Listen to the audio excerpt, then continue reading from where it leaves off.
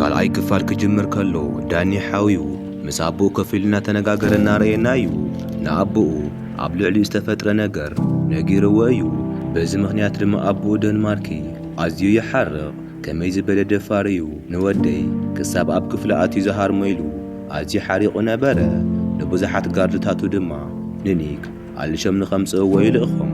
ካብታ መዓልቲ ንሳነ ዳሓር እቶም ጋርድታት ንኒክ ምትእላሽ ከም ዝጀመሩ የርእየና።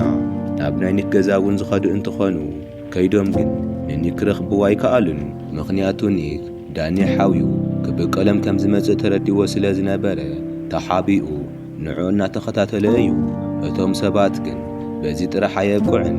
ናብቲ ቅድሚ ሕጂ ኒክ ክሰርሐሉ ዝነበረ ቦታ እናኸዱ ኒክ ኣበይ ኣሎ እናበሉ ነቶም ሰባት እናፈለጥሎም እዮም።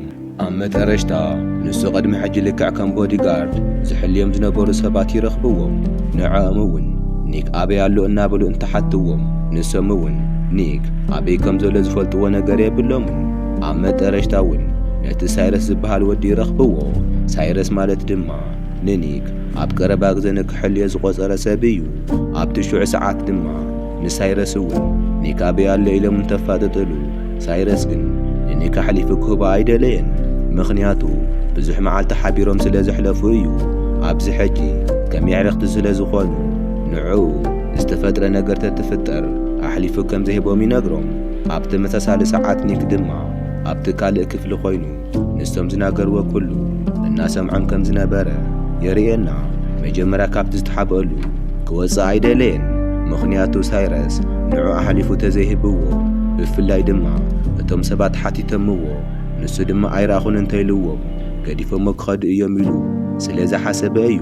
ብዘሰንብድ መልክዑ ግን እቶም ሰባት ንሳይረስ ክቐትልዎ ይፍትኑ። ሽዑ ድማ ኒክ ኣዝዩ ይሓርቕ። ካብቲ ዝተሓበአሉ ወፂኡ ምስቶም ሰባት ግጥም ይጅምር። ኣብ ናይ ቀደም ህይወቱ ኣዝዩ ህቡብ ተጋጣማይ ዝነበረ ኒክ ማንም ሰብ ክጋጠሞ ኣይከኣለን። ንኹሎም ብዝግባእ ሃሪሙ ከም ዘየንቀሳቐሱ ይገብሮም። ካብኡ ድማ ምስ ሳይረስ ኮይኖም ካብቲ ከባቢ ይኸዱ። እቶም ዳኒ ዝለኣኾም ጋርድታት ንኒክ ኣይኮነን ዶ ክሃርምዎ ክዳን እውን ክትንክፍዎ ኣይከኣሉን። በዚ ምኽንያት ዳኒ ኣዝዩ ይሓርቕ። እቲ ሕነ ምፍዳይ ዝብሎ ነገር እውን ከም ዝገደፎ የርእየና። ምኽንያቱ እቶም ኣዝዮም ዝሰልጠኑ ሰባት ናብ ኒክ ዋላ እኳ እንተለኣኹም ንኒክ ግን ከም ዘይስዕርዎ ስለ ዝፈለጠ እዩ። ሳይረስ እውን ኣብ መጨረሽታ ንኒክ ካብታ ከተማ ክኸይድ ከም ዝኾነ ኣረጊጹ ይነግሮ። ምኽንያቱ ኣብዚ ሕጂ ክምለስ ስለ ዘለዎ እዩ። ንሱ ናይ ገንዘብ ችግር ከም ዘይብሉን ኣዝዩ ብዙሕ ገንዘብ ከም ዘለዎ ንኒክ ይነግሮ። ኣብ መጨረሽታ ከዓ ናይ $500,000 ቸክ ምስ ፀሓፈሉ ንኒክ ይህቦ።